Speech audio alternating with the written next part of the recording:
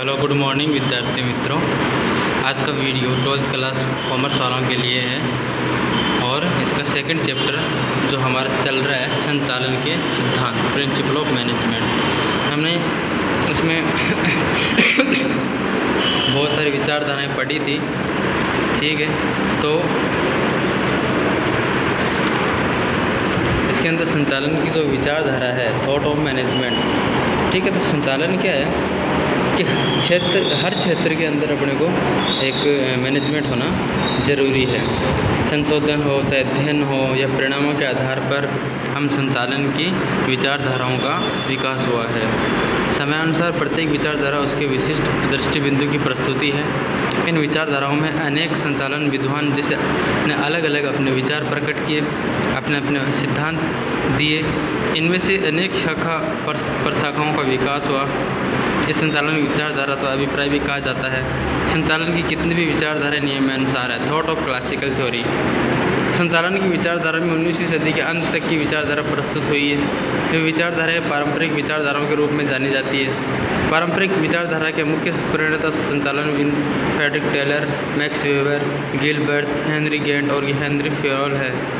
प्रारंभिक विचारधारा में टेलर का योगदान अत्यधिक महत्वपूर्ण रहा है।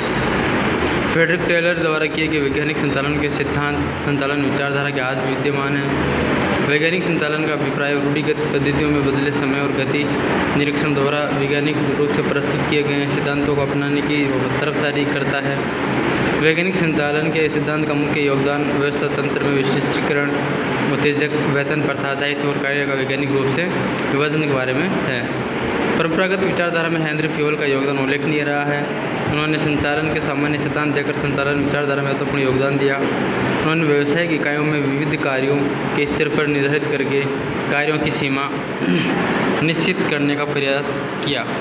अलग अलग स्तर पर संचालकीय दायित्व उठाने के लिए संचालन के सर्वव्यापी सिद्धांत मार्गदर्शक के रूप में दिए गए।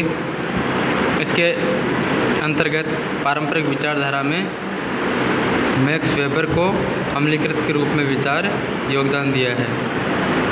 19वीं सदी के अंत तक औद्योगिक क्रांति के परिणाम स्वरूप व्यावसायिक इकाइयों के स्वरूप और कद परिवर्तन होने लगे। Thought of new classical theory, तो ये जो नई विचारधारा है उसके अंदर भी अनेक पारंपरिक विचारधाराओं को ही आधारभूत जोड़ा गया है। और एल्टोन मायो है, एनिशस लिकर्ट है, हर्जबर्ग ग्रीस और ग्रीस है, मैकग्रेगर है और मास्लो मुख्य योगदान करता है। व्यवहार संबंधी विचारधाराएं, थॉट ऑफ बिहेवियर, संचालन अन्य व्यक्तियों से काम लेने की कला है। जैसे कि उर्विक ने कहा है कि आप अपने कर्मचारियों का ध्यान रखो, वे शेष बातों का ध्यान आपके लिए रखेंगे, ऐसी विचारधारा रखी। आधुनिक विचारधारा है जो थॉट ऑफ मॉडर्न मैनेजमेंट है।